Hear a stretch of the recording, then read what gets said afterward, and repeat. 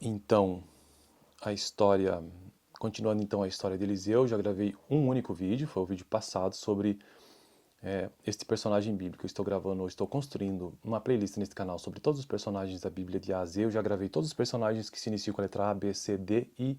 E é a letra que eu estou atualmente, o livro-texto base que eu utilizo.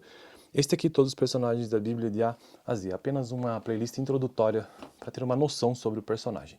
Então, no vídeo passado nós vimos que o profeta Eliseu serviu como discípulo com o profeta Elias por aproximadamente 10 anos, até que assumiu seu lugar depois que Elias foi levado para o céu. E que ele era de uma família, o Eliseu, né? Era de uma família aparentemente rica do seu período. E, ao contrário de Elias, ele era um profeta, digamos, mais envolvido com as pessoas, foi um profeta das pessoas, enquanto que Elias, sim, foi um profeta bastante solitário. O primeiro milagre dele ocorreu com a ascensão de Elias, quando ele bateu nas águas do Rio Jordão, com o manto do próprio Elias, e elas se dividiram. Bom, vamos então continuar a partir do ponto em que um dos milagres dele foi ter permitido que uma ursa despedaçasse 42 meninos. Esse milagre ele aconteceu e logo em seguida, por que esse milagre aconteceu? Porque eles tiravam sarro da calvície dele e também caçoavam de Elias. Então por isso que ele autorizou esse tipo de... autorizou que acontecesse essa crueldade. Agora, continuando a partir daqui. O milagre seguinte dele, depois das crianças despedaçadas pela ursa, o milagre seguinte dele foi muito semelhante ao outro promovido por Elias. Eliseu fez com que a vasilha de azeite de uma mulher pobre abastecesse todas as vasilhas que havia na vila, fornecendo assim renda suficiente para ela pagar suas dívidas e sustentar a si mesma,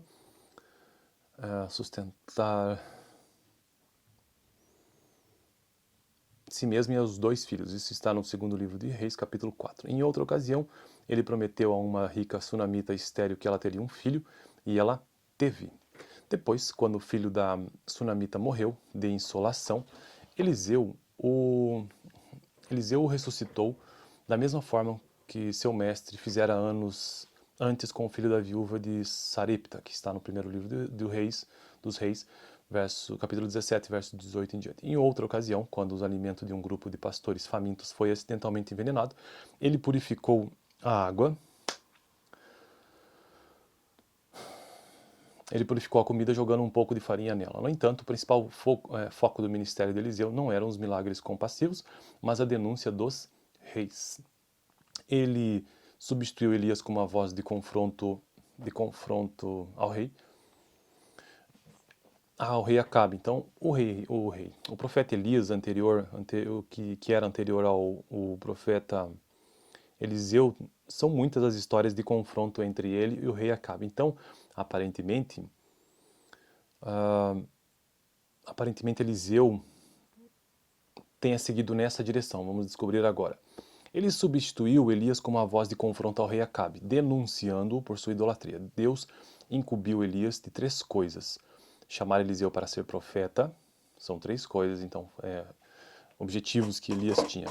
Chamar Eliseu para ser profeta, na parte final do seu ministério, né? Ungir Jeú como rei de Israel e Azael como rei da Síria, que é um país estrangeiro. Ele não completou as 2 últimas tarefas, mas Eliseu fez isso. Quando o rei Ben-Hadad I da Síria ficou muito doente, enviou Azael para perguntar a Eliseu se ele viveria. Eliseu mandou a Azael dizer ao rei que ele se recuperaria, mas disse a Azael que, na verdade, o rei morreria. A seguir, Eliseu chorou, e quando Azael perguntou por que ele chorava, Eliseu respondeu que ele, Azael, tornar-se-ia rei e traria grande sofrimento para Israel. Depois disso, deixa eu ajeitar aqui minha... Depois disso, Azael voltou para casa, matou Ben-Hadad e usurpou o trono e atacou Israel. Eliseu também ungiu o general Jeú como rei de Israel. Jeú, logo depois de ungido, matou o corrupto rei Jorão e reinou por 27 anos. A última profecia de Eliseu foi da vitória do rei Jeoás de Israel sobre os arameus sírios. Ele disse para o rei pegar um punhado de flechas e golpear o chão. O rei golpeou o chão 3 vezes, Eliseu ficou irritado com ele e disse que sua vitória sobre os arameus seria apenas parcial. Se ele tivesse golpeado o chão 5 vezes ou 6 vezes, derrotaria completamente os arameus. Depois disso, Eliseu morreu e foi enterrado. Consistente com os relatos que cercaram a vida de Eliseu, seu último milagre aconteceu depois de sua morte. Veja, depois que ele morreu. Alguns israelitas enterravam o homem quando foram atacados de surpresa por moabitas.